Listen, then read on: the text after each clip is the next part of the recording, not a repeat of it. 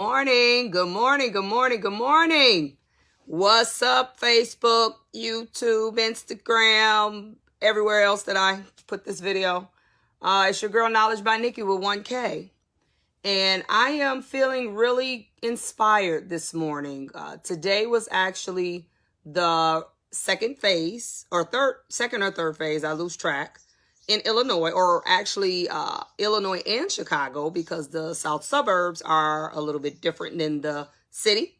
But this is a third phase, I believe, of salons being able to open in Chicago, okay, today. So there was a lot of excitement about that happening. There was a lot of apprehensiveness because of obviously what's going on in the world with the looting and the protesting, and, you know, as if we didn't have enough going on, right?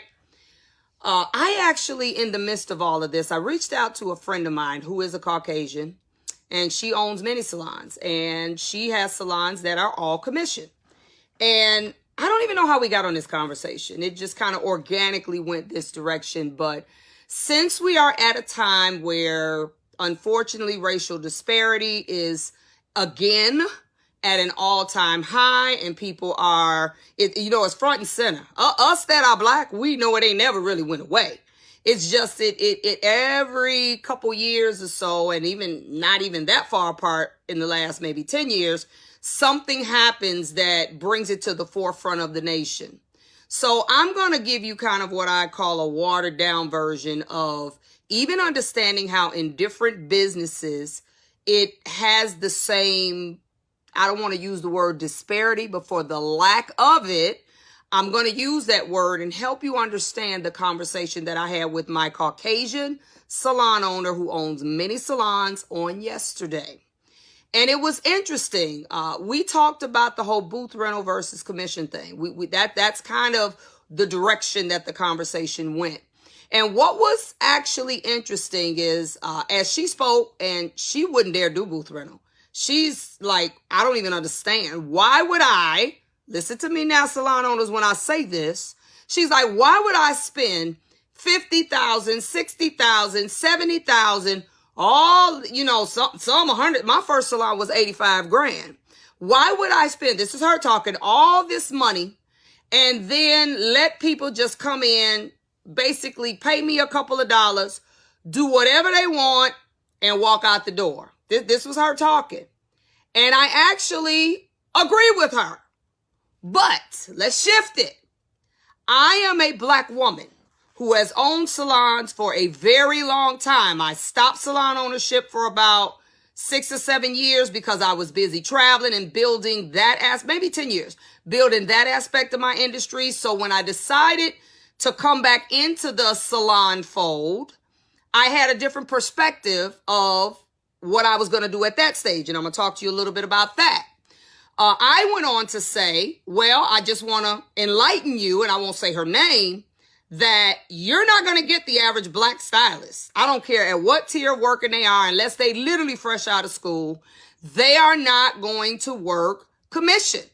And if they work commission, they're not going to work it long. And if they do even decide, maybe they're seasoned, they just want to maybe work commission for a while, they're not going to adhere to the things that are required by a commission worker, like being at the salon, waiting for walk-ins. They're not going to sit. They're not going to. So we went into this back and forth dialogue because I feel her. I get her. I 100% agree with the fact that it doesn't make sense for one person to do all the upfront investing, all of it, and then all they get is a couple dollars, which subsequently you can't keep raising even if your costs go up.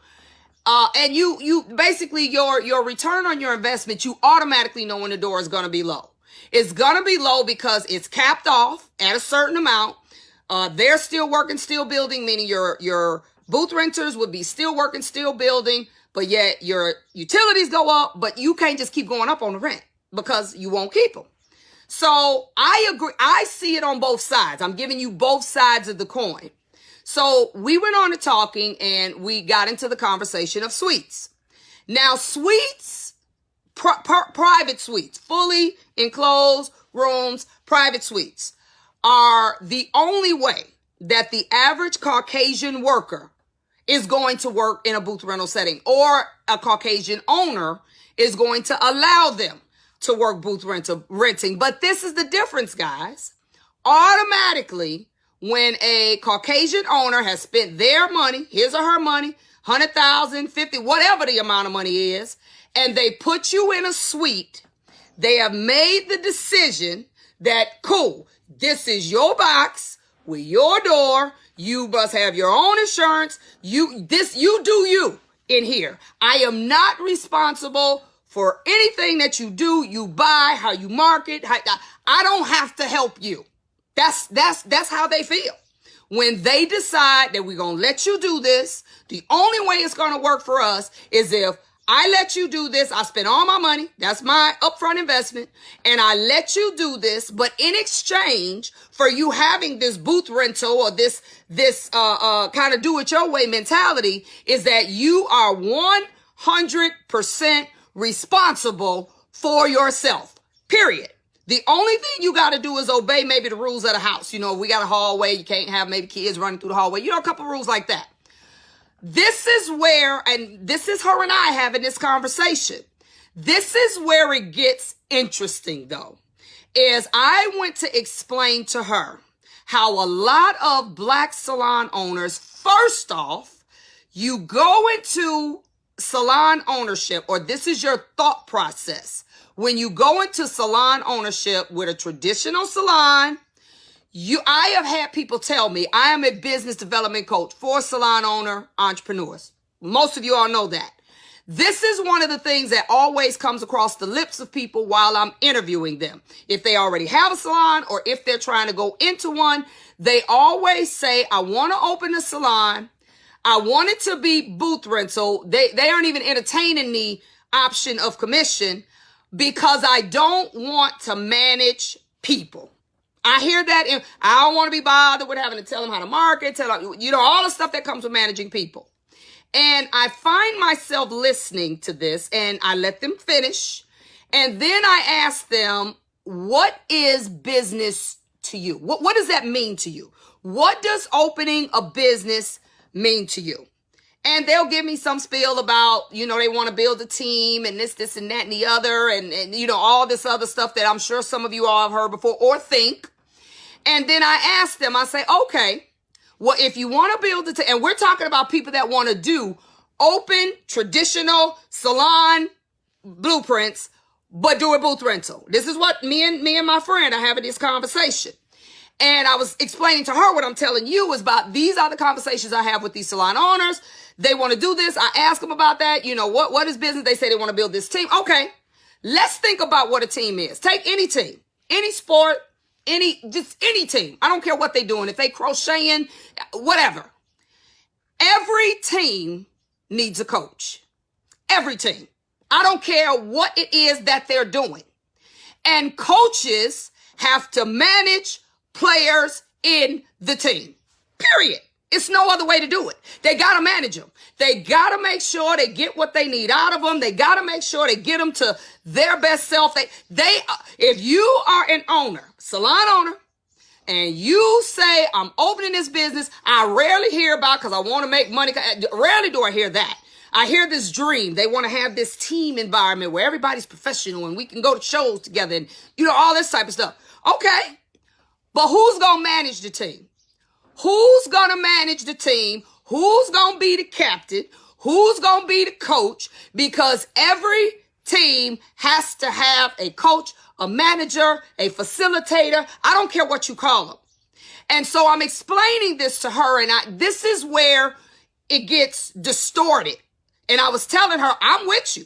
I get it. I'm 100% for what she's saying. I'm just explaining to her the struggle that Black salon owners face with this broken mentality and then I'm going to get to why we operate so different. With this broken mentality that we're going to go into these businesses, but we are going to go into them responsibility of people free. It ain't going to happen. It's not going to happen. And it shouldn't happen. If you are going to open a facility and you are bringing in people that want to, they got the option of working in a suite. They already know how the suite thing goes. They on their own. They already know that, because that investor, whether he's in the hair or she is in the hair industry or not, ain't gonna deal with nothing that comes with you. You are on your own. That it's kind of like this unspoken rule that people know that. They know they're on their own when they're in a suite in a box. They ain't got nothing to do with all that. Okay, they just make sure they keep the lights on and keep the water running, and they get that. But for some reason, I was explaining to her, when my fellow black and brown stylists that look like me, when they come into a booth rental, traditional open concept salon, they really want the help that you give to your commission people. They want the considerations that you give to your commission people, which we know is help, walk-ins, help building your clients, help encouraging you, motivating you, inspiring you, help you know about product, just help, whatever kind of help it is. They want that same help, but they want to, quote, be their own boss, but in your house. And what ends up happening every single time, it is one of the number one things that I find myself trying to kind of coach people off the ledge with understanding, is that when you open that salon, whether you know it or not, when you chose a booth rental structure for people who don't really understand the responsibilities that come with booth renting, you actually chose to manage people and just not get paid for it. That's what you chose. Because you're going to have to manage them anyway. You're going to have to do it anyway. If it's open, you're going to have to deal with whatever happens with them. If they're over here and they got a client situation and it's getting heated, guess what? You got to stop, or somebody in there, unless you got a receptionist, somebody in there got to stop, got to say, hold on a minute. They got to neutralize it. This is the stuff that happens with being a real owner. The management of people, of what happens with people in their chair. Now we got this whole COVID-19 thing that we got to deal with, those that are going back into work or those that have already happened. Now it's like, okay, if we got to take temperatures and if we got to, do this and clean this and all these other protocols we got to have, who is supposed to be responsible for that? Because I'm telling you, owners, if you leave it up to the individual booth renters to be responsible for that, let me tell you what's going to happen. You're literally going to have them where they may do it for a week. They may do it for 2 weeks, but they are not going to continue to be taking temperatures. They're going to fall off. They are not going to feel like that. So guess what? My salon owners / booth rental environment workers, you are going to have to take the ranks. Now, this is responsibilities that you can't get away from. And I was telling my friend this. You got to take the ranks. You're going to have somebody up at the front that's going to make sure if you're doing a digital form, you're going to have to make sure they filled it out, make sure they submitted it. Somebody's going to have to do the temperature thing. Whatever all you got in place, who's going to do it? So once again, the responsibilities of a booth rental owner who didn't want to manage people, who didn't want to be bothered with people's stuff, once again, you're bothered with people's stuff. And the difference in what my friend is doing versus what you're doing, she getting compensated for what she doing because she is getting a percentage and she has a tiered scale. So it's very fair. She's getting a percentage of their money based off of her handling all this stuff. My booth rental salon owners, you ain't getting nothing. You just got more responsibility and you do hair and you still got to do the one thing you thought you were getting out of by not putting them on commission is you have to manage people. I don't know if you think about it, every time somebody leaves that shop, if they leave it and they unsatisfied, guess what? They don't say that person's name when they put in their review on Yelp. They don't say that person's name. Guess what? They say, don't y'all go over to that shop over there, and they say the salon's name. They say the salon's name, and they say don't go over there. Okay? This is something I am not telling anyone what to do. I am not telling you that you have to do booth rental, you have to do commission. It is up to you to know which one works for you. What I am telling you is that you need to fully understand the responsibilities or lack thereof that come with both.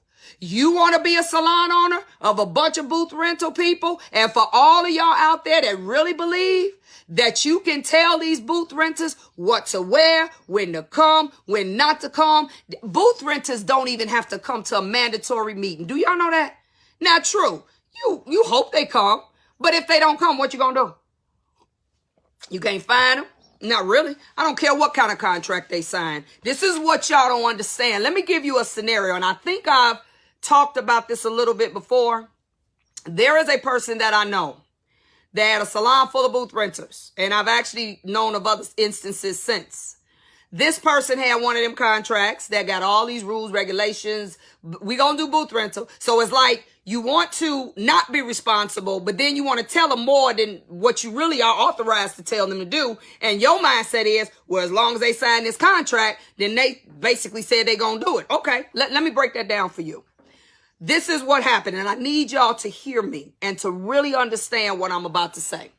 This is what actually happened. Look, one of these phones is about to die, so let me plug it up. There was a situation where a young lady owned a salon, and she owned a pretty large salon. This salon was actually all booth rental. We talking about a whole lot of people, right? Salon was completely booth rental. And what ended up happening was she fell out. She had some issues with one of the workers. You know, they had been there. Most of them had been there for a long time, so they kind of grew up in this thing together. We fall out. It happens. We come to these roles where we don't agree no more. This life, right? This particular booth renter made the decision, okay, I see we ain't vibing. They have become friends like a family, so she don't want to break the whole relationship up. So the booth renter made the mature decision, I'm going to move on, right? Let me just move on. What ended up happening in this cycle of the booth renter giving her 2 weeks notice, which was admirable, that she's going to move on, some kind of way, I don't even know how it happened, in that cycle, she got connected to a labor lawyer. How that happened, I don't know. In this labor lawyer conversation, some kind of way the labor lawyer asked her, let me see your contract. I'm just curious. Let me see what it says. The labor lawyer, because he knows the laws, he looked at the contract. Now, mind you, I seen the contract. It was ironclad to me, but it did have a lot of prerequisites. It did have a lot of stuff like a handbook, something you can give to a commission person who is an employee. Had all that stuff in there. And what he told her was, this is not an independent contractor's agreement. This is way past an independent contractor's agreement. And guess what? He encouraged her to challenge it. And he basically helped her. He helped her challenge it. He helped her with legal fees and all of that. The owner was served an actual lawsuit saying that this particular contract was illegal because it had too many things and restrictions on you got to wear this and you got these booth renters now. Y'all got all this stuff on your contract. I'm just letting you know what could happen. So as they proceeded, first of all, the girl that owns the salon is like, are you serious? She gets served with this suit to come to court or arbitration first about this contract. And in the eyes of the law, I don't care what you think. So if this don't ever happen to you, okay, I guess you fine, but it can happen. In the eyes of the law, an independent contractor only can be held to certain community property restrictions because the person that runs the business has to ensure certain community property things, like if somebody falls or if somebody, you know, in the bathroom, maybe the water's too hot. That's why you got to have that temperature thing on the water so that nobody gets scalded. It's little things like that. I can go on with that. But all this other stuff, you got to come to mandatory meetings. You better type up a letter and give it to them. You got to wear a smock and yeah, it's nice if you can put that in place and they say that's cool. But the labor lawyer told her this is the piercing of the veil. This, in the eyes of the law, is someone that wants to run their business like you an employee, but they want to get off the hook and not classify you as an employee so they don't have to pay unemployment, Social Security, Medicare, so they don't have to deal with that part of what it is that you are supposed to be obligated to do. So in the eyes of the law, they look at the owner like you trying to double dip. You want to make them booth rental. And even for y'all that's out here doing this so-called commission that really is just an offset for booth rental, meaning that you calling them commission, but they collect their own money and they just give you back a percentage. That ain't what that is. That's something altogether different. Okay. But this is how the law looked at that contract. So not only did the girl take her to court, but the girl made sure that she wisened up every single other booth renter in that salon as to what was going on, and they all sued her. And guess what, guys? They won. That lawyer that salon owner got stuck with a 6-figure repayment tab to the state, to the federal, because in their mindset, you want to classify them as 1099, so you ain't got to be bothered with all of that. But then you want to treat them like they employees and make the stuff mandatory. It's like, and you think just because they signed it, it's going to hold up in court. I'm here to tell you, let it be challenged and let's see what happens. So that girl has a fully empty shop.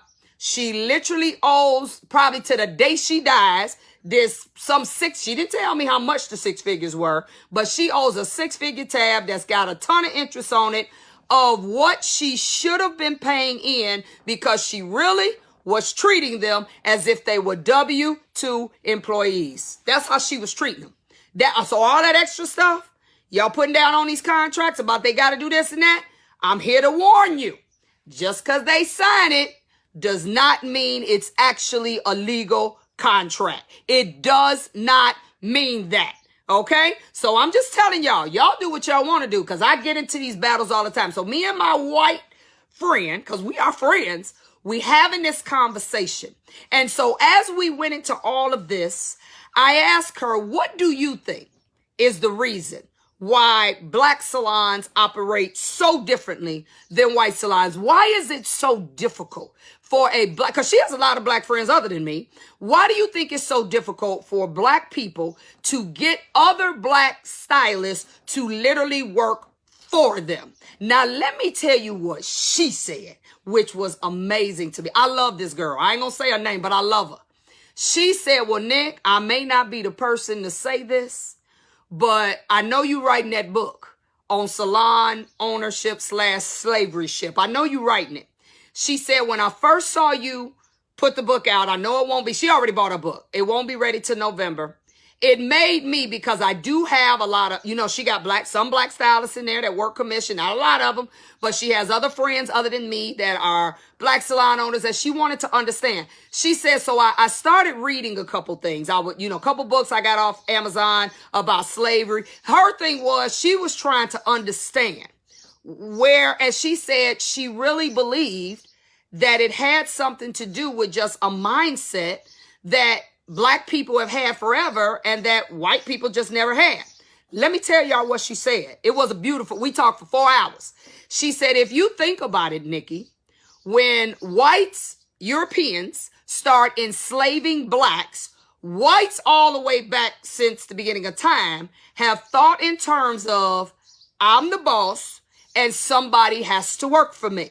Well, unfortunately, they chose 400 some years ago for it to be blacks and make them work basically for free.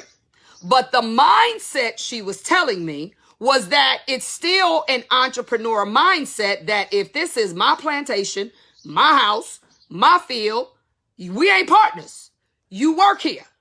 She said, I believe, and this is a white girl telling me this. She said, I believe that because black people since the beginning of time have always been the workers, that they just have a workers mentality. They have a blue collar mentality. She said, most of my white salon owners that I'm also friends with, we all got a white collar mentality. We don't have a blue collar mentality. Even if we have to be blue collar, we blue collar long enough until we can get in white collar positions where we can then make money, own our own stuff, and then have people work for us.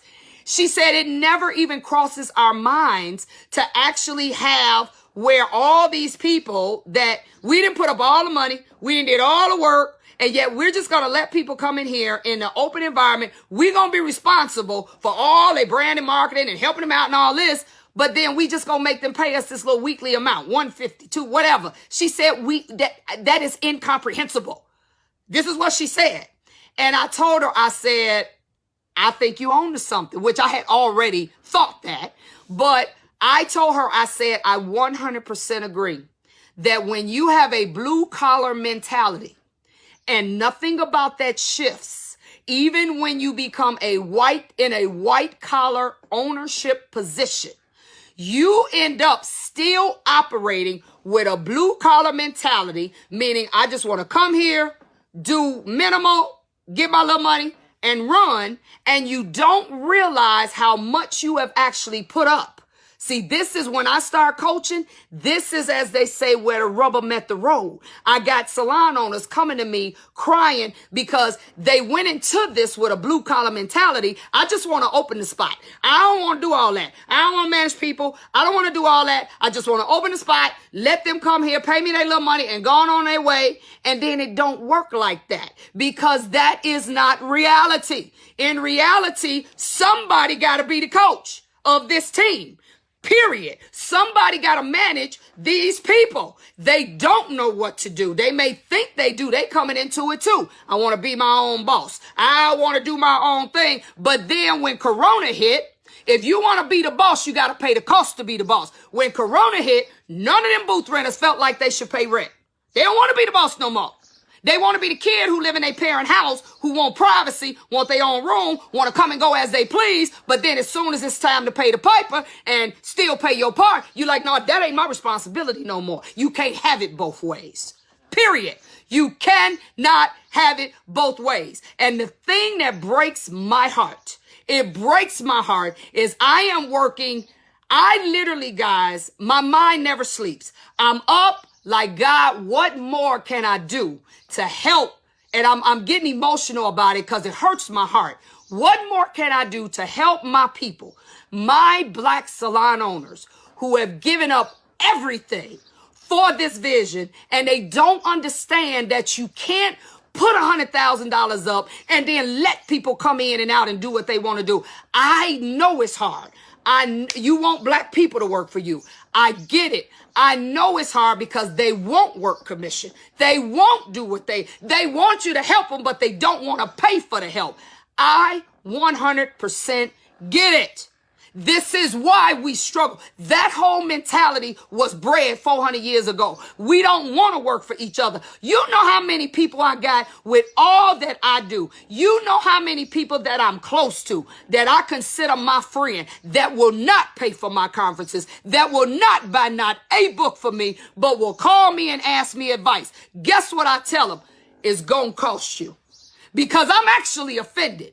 Everybody else pays me for this, but you want it for free because you having a hard time with paying me for that. This is a black on black problem. This ain't about white folks. This is just showing you that it's a disparity even in this little circuit of the beauty industry. It's bigger.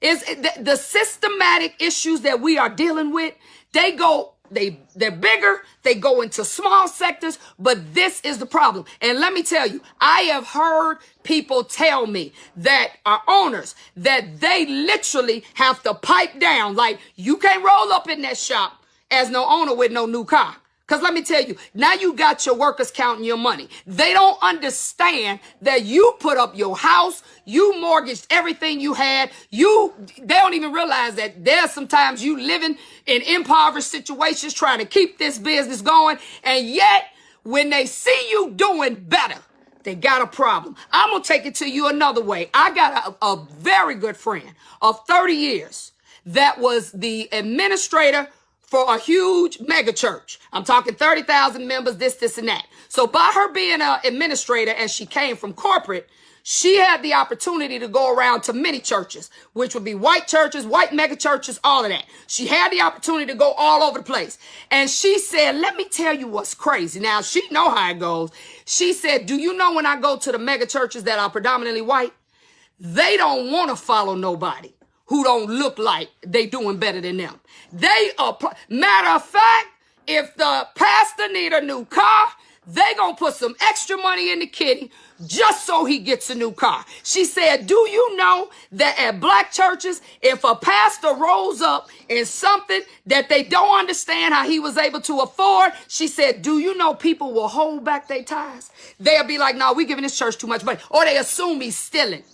Somebody that feeds your soul, that gives everything they got every day. Unless you in that position, you have no idea the emotional energy that requires from them. But she said, even in the church, because I actually called her after I had this conversation with the white girl, she said it's the same way in the church. She said, even in the church, white congregants want to filter. They want to pay in to their leaders, which is the boss, so to speak. She said in black churches, oh, no. You start living too fly.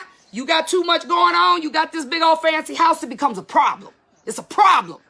You can't blame that on. That, I know it started way back years ago when they pitted us against each other. And I am a person, before we can fix this, you have to even know that it is. You have to believe that the positions that we are in is because we have been broken and we don't understand the oppressed mindsets we have. We don't understand that we are continuing the cycle to ourselves. I right now, with all the people that I have that listen to me, I promise you, I can open a commission salon right now. I would still have a hard time getting black people. And they know I got something to offer them. I would still have a hard time getting black people to work for me under commission.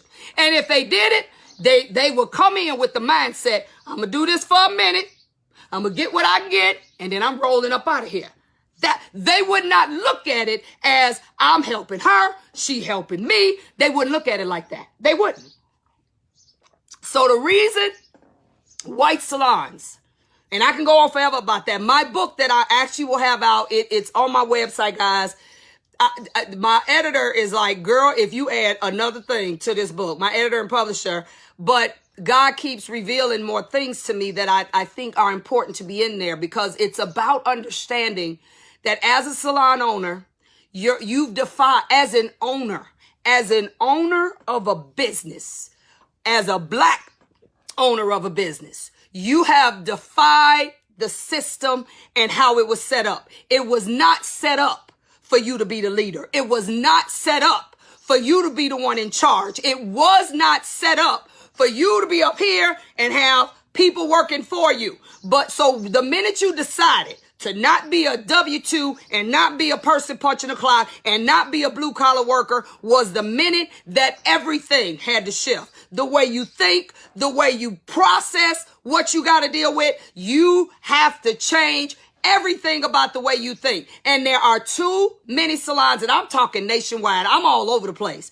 There are too many salon owners that are operating under this worker mentality, or as Robert Kiyosaki calls it, the self-employed mentality, because he got obviously employee, self-employed, big business, and investor. If you read the Cash Flow Quadrant and Rich Dad Poor Dad, for y'all that haven't read it, y'all know what I'm talking about. You opening this business with a self-employed mentality.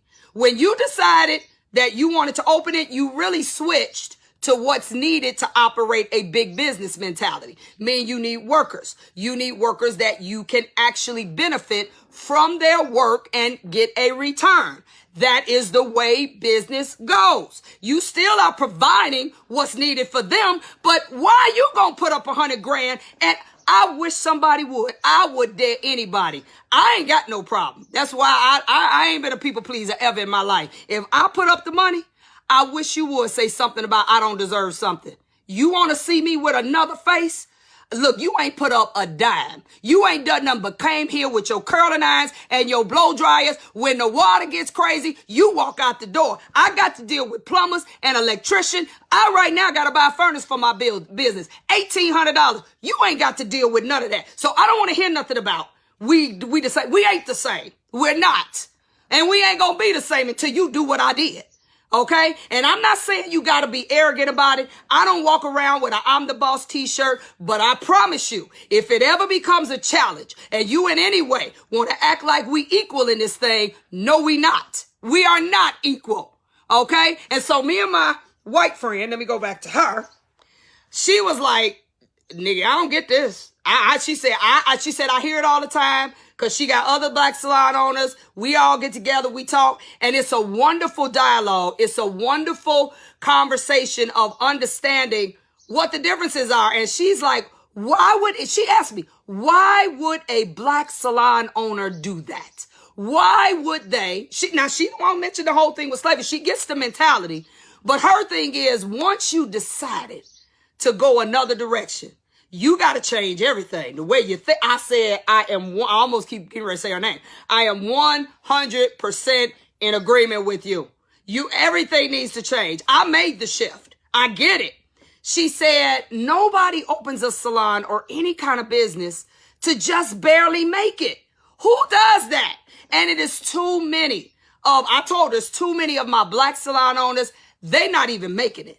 They literally are using all their service money. They robbing Peter to pay Peter. We ain't even talking about Paul. They robbing Peter, taking this, paying it over here. They do it. It doesn't work, guys. It doesn't work. It does not work. So I'm sure you're asking, what's the solution, right? I mentioned, I don't even know what today is, but 3-4 days ago, when I did a Facebook talk on showing you all how I decided, because the reality is what it is, and we ain't gonna change it in a day, right? And if you're an owner, you still gotta survive. So I mentioned to her, I could preach this all day, and I do plan on doing that, but I did mention to her that what's gonna have to happen is the structure or the blueprint of how salons are open concept salons, okay? Now, don't get me wrong. You got a few diamonds in the rough where they get people there and they got an open salon concept. I personally know 1 or 2, and they don't have these kind of problems. But it also is because they've chosen the right people. And I'm going to tell y'all something. I purposely hire ex-salon owners. I purposely do it. I purposely, when I interview people, I want to know how long you own, or have you ever owned, along with all these other interview questions. I asked them that. I'm looking for somebody who felt the sting. I don't want nobody who owned for 2 years. You weren't in it long enough to feel it. I don't want nobody who owned for 5 years. You ain't feel it long enough. I'm looking for that perfect person that owned between maybe 8 and maybe about 12 years. I know you know what I'm talking about.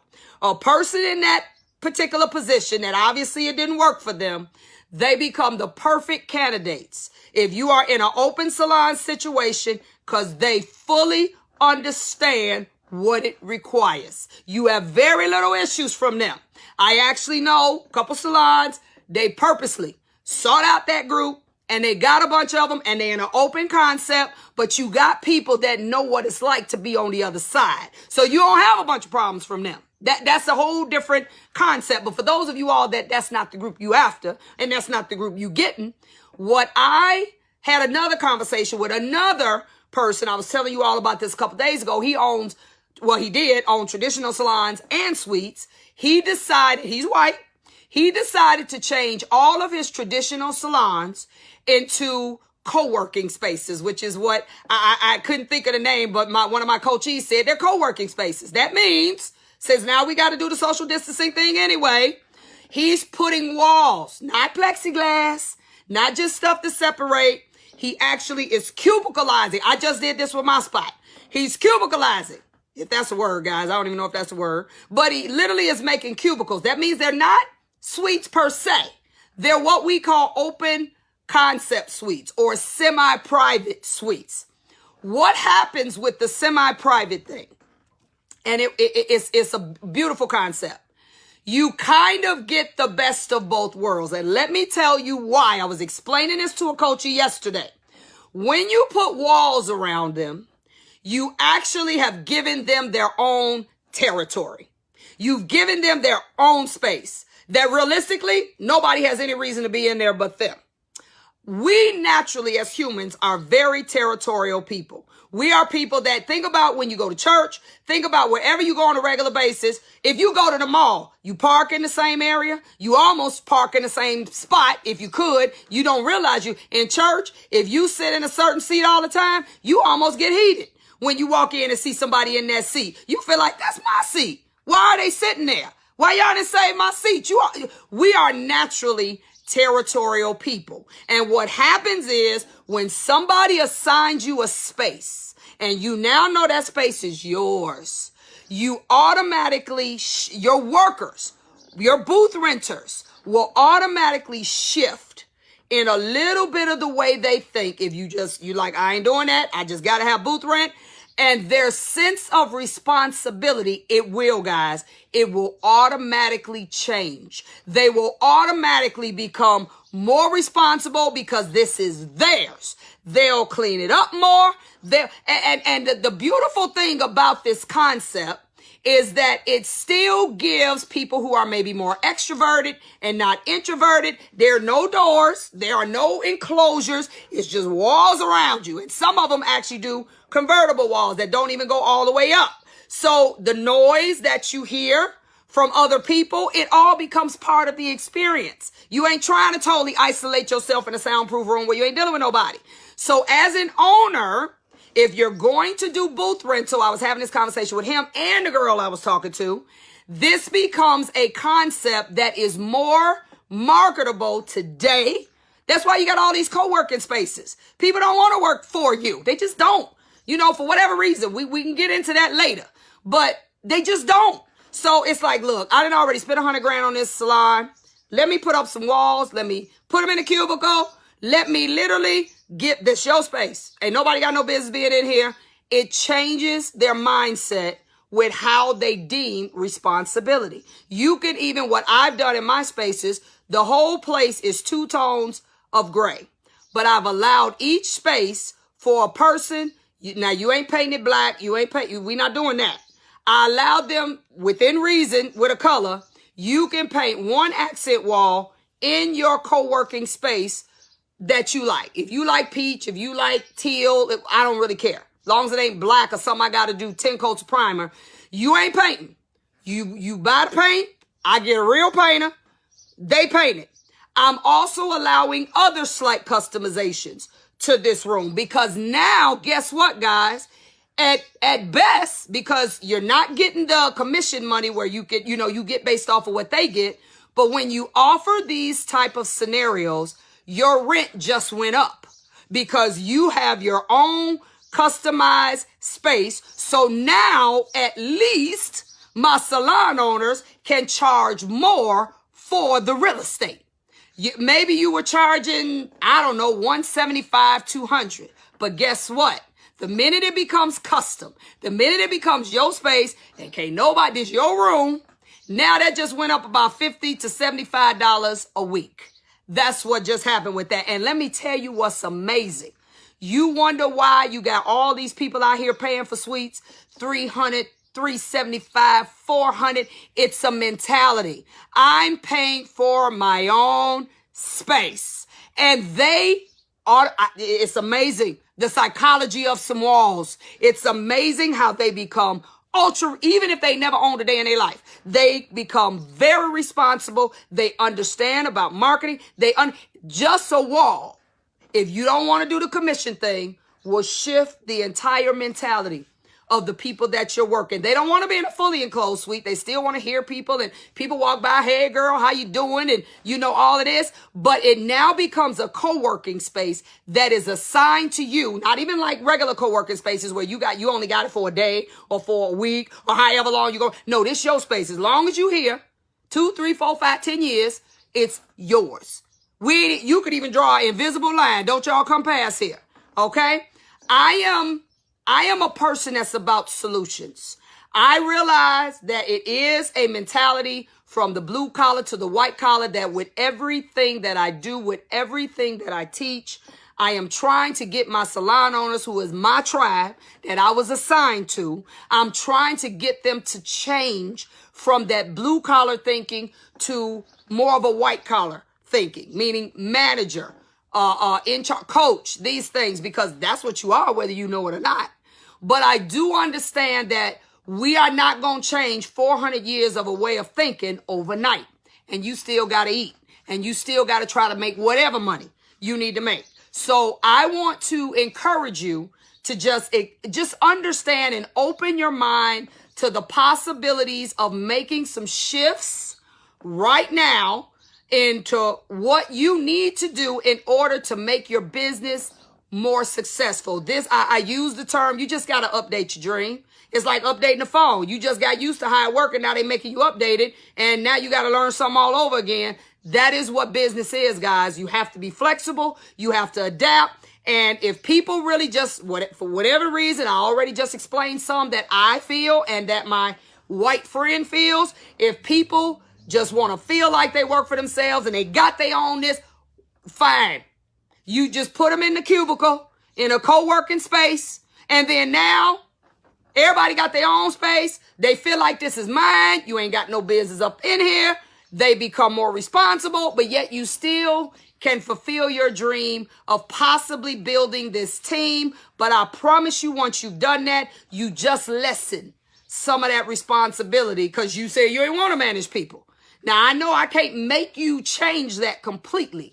What I am trying to do is give you a middle of the road solutions, because it's going to be a long journey, if ever, that you're going to get a whole group of black people that want to work for another black person and do commission. Okay, they want to do booth rental. This how we going to do it. It don't cost no money for no walls now. I ain't even say you got to put electrical in them. Let the electrical be where it's going to be. You put some walls up, just make sure they sturdy. You can do them convertible. If you do them all the way up now, well, as long as you don't have doors on them, you don't have to change your HVAC system. Once you start enclosing stuff, you got to change HVAC systems because it has to actually filtrate through the room some kind of way. This is something that is just a reality, guys. And again, my white friend is like, when I mention this to her, this not the one that's got the suites and had the traditional salons and converted all them to co-working spaces. This is the white girl that's got all commission spaces. She still is like, well, Nikki, do whatever y'all got to do. I ain't doing that. You work here, you work for me. And and those are some of the biggest differences with white salons and black salons. And I love having these conversations with people. I love trying to understand. And, you know, she'll say some things to me and I tell her flat out, black people are not going to do that. They're not going to do that. Yeah, maybe they should, but they're not going to. Black people ain't going to, first of all, black people ain't even going to sit. They're not going to sit. I even mentioned to her because what a lot of full commission salons do now is they do commission on a draw. That means they actually give them an hourly salary, kind of like corporate salons. But if their sales and services exceed that amount, then they get the commission instead of the hourly. You know how many black salons I told that to? They like, I wish I would pay them just for sitting here. They're not even going to. Most black salons are not even going, that concept is not acceptable. I'm not paying them for just sitting here because unfortunately you will get some people that will just get comfortable with that $9 an hour and won't try to do nothing else. And they're like, I'm not doing that. I'm not doing that. So again, here we are again. We got these owners with these different mindsets about why they went into ownership. And I realize it is very culturally different. That's when I realized, okay, my black people think like this. I got Asian people I deal with. They asked me in a minute. My Chinese friend is like, Nikki, you got to really help me understand. Asia's a whole nother animal. They bred from children to be entrepreneurs. They bred from the minute they can walk to be entrepreneurs. So they don't understand a blue collar mentality at all. Okay. Then you have Caucasians that border on both sides, but they do understand what comes with being a real owner. I don't care where they came from. Okay. And then you have us, black people, who back when my mother and maybe some of you all, the baby boomer generation, they didn't think blue collar. The job, what do baby boomers say? You get you a good job at the post office, at the railroad, at the driving the bus, or these y'all know what I'm trying to say, these industrial revolution jobs. That means the jobs that got big around that era. The goal is you get you a job there. That's a good job. You work there 20, 30 years, maybe 40. You work for Ford or something like that. And then you good. And then here come, I'm Generation X, right? I'm 50. I'm 50. I'll be 51 this year. I'm Generation X. And I'm like, I'm not going to be able to do that. I actually, because I have a lot of millennials that I deal with. I love millennials, y'all. Y'all be running from them. I love them because millennials ain't working for nobody long. They only want to work for you. Forget it. 25 to 37, if they come and work in your shop, they're going to be there for maybe 12 months and they out. They don't want to work for nobody. Their brains don't even stay still long enough because if something ain't working, they going to abandon it and they going on to something else. So I literally deal with a lot of millennials. So I have this mindset that bridges between, I do understand the stability of the baby boomer generation, but I also understand the plight of entrepreneurship. I ain't never wanted to work no 9-to-5 job because I don't really like people telling me what to do. But the difference is I'm willing to pay the cost to be the boss. I'm willing to take the hit. I'm willing to do, I don't cry about when I decided to do something and now this is what I'm stuck with. I don't cry about it. I'm willing to take the hit. This is what I have to teach my millennials. They want to go out here and I'm patient. My millennials don't want to be patient. They want to be the boss, but they don't want to wait for nothing. As Simon Sinek says, for those of you all that read, he talks about all the time. He says, when I deal with these millennials, I have to get them to understand. If you got a mountain in front of you, I don't care whether you go up, whether you hike up, whether you fly up, whatever you do, however you get to the top, is still a mountain. And it ain't no other way to get around it but to do the work to get up there. Whatever. Okay, so the problem with the millennial generation is I'm able to help them with patience because they have none.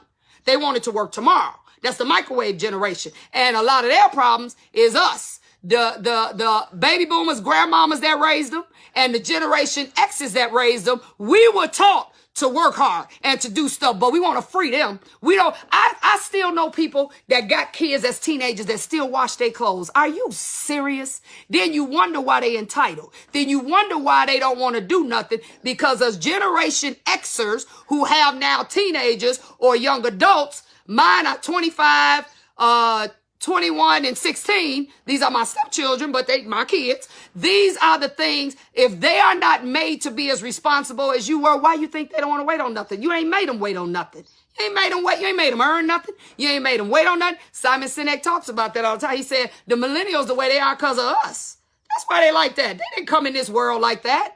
You got, my mother told me when I was 16, and she actually was in a position she could have bought. She said, let me tell you something. Gucci bags and all this other stuff, I don't buy that. I don't buy that. That's not what I do. You want that? You get older, you buy. I don't do that. And I was the only child, and I was raised like a drill. My mother was a drill sergeant. She didn't play that. You weren't going to sleep all day? You got to get up. You got to make your bed. I literally could be getting right back into bed, and I'm still going to make it. She raised me with the principles that were what I still do today. Okay? And this is something that we got to understand. All of these ways of thinking, guys, the moral to this whole talk is all of these ways of thinking came from somewhere. Okay? And I'm just telling you, if you want to get into a different lifestyle, you don't want to work for nobody, you want to be an owner, you got to change more than just an address. You got to change the way you think. You got to change the way you think. You got to be willing to take a hit. I know some owners that's like, look, the business got to survive. I'll live in it if I have to. That's me. I'm the person that would probably live in my car. I have lived in my shop. That's a whole nother conversation.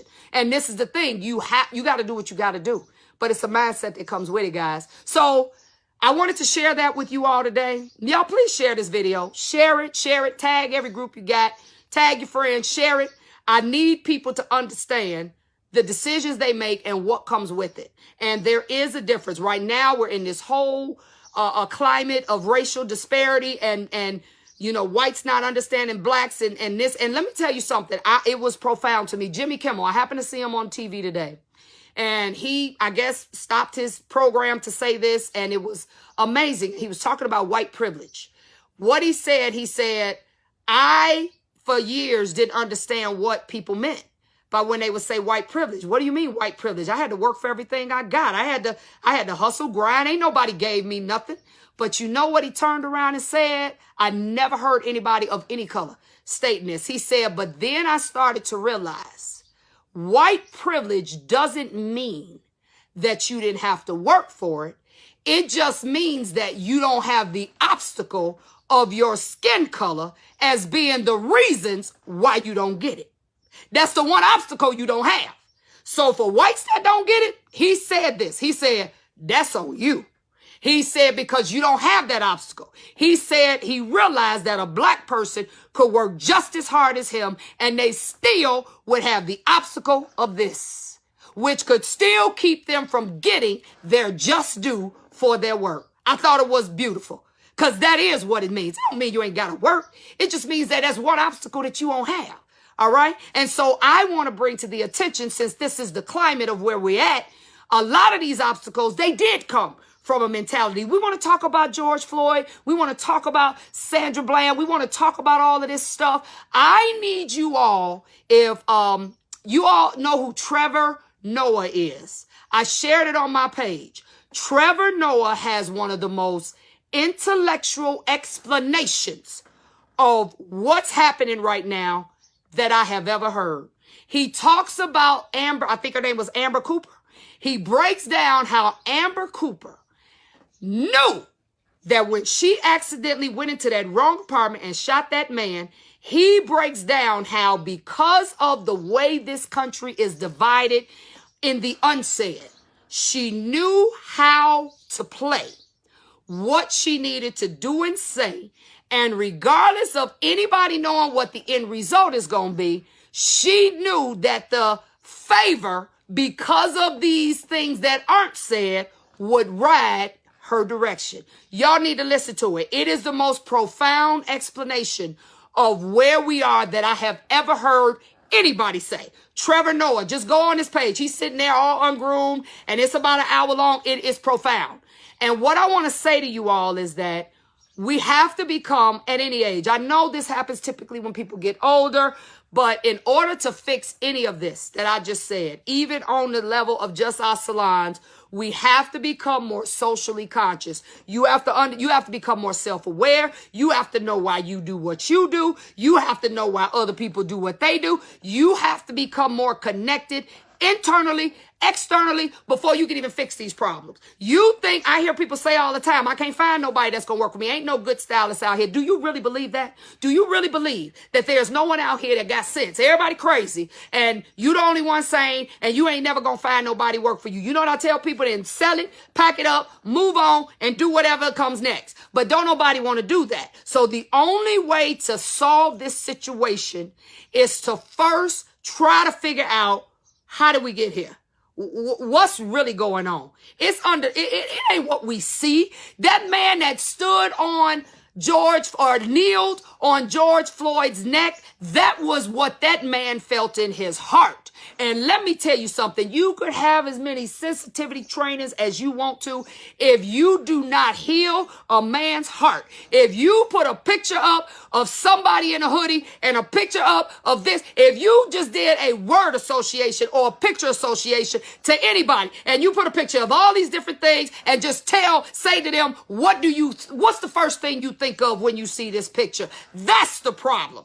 The first thing that people think of that have not been trained any differently from child up about a lot of black people is that we all thugs, we all this, that, and the other. And let's keep it real now. Some of us are. And however we got that way is another thing. But you have to heal a man's heart before you can change your system. If he feels that in his heart, if he honestly is fearful of black people, when he's put in that position and he the one with the gun and he's got the authority, it's what's in his heart that's going to come out. I don't care what you teach him. I don't care. If you don't come up with a way to change a man's heart, it is not going to change. I sit and I have to turn it off sometimes. Like, you know what? I'm sorry. If you don't change a man's heart, first of all, God ain't in him, and he could have been bred from birth. You all remember that movie, American History X? Y'all need to watch it again if you ain't watching. I watched in a movie how a boy who had no ills with black people was at the dinner table just this stuff. His father put this stuff in him over and over and over again. And he liked black people. Then all of a sudden his father started shifting the way he was thinking and started saying stuff about, well, you got to remember black people. You got people that's brought up like that from birth. And then you got number 45 who that's a whole nother conversation. All right. So when I look at this, I understand on a global level how it trickles down to things that are small. I get it. So while y'all run around here just being mad, looting, talk, look, that ain't gonna fix nothing. That ain't gonna fix a thing.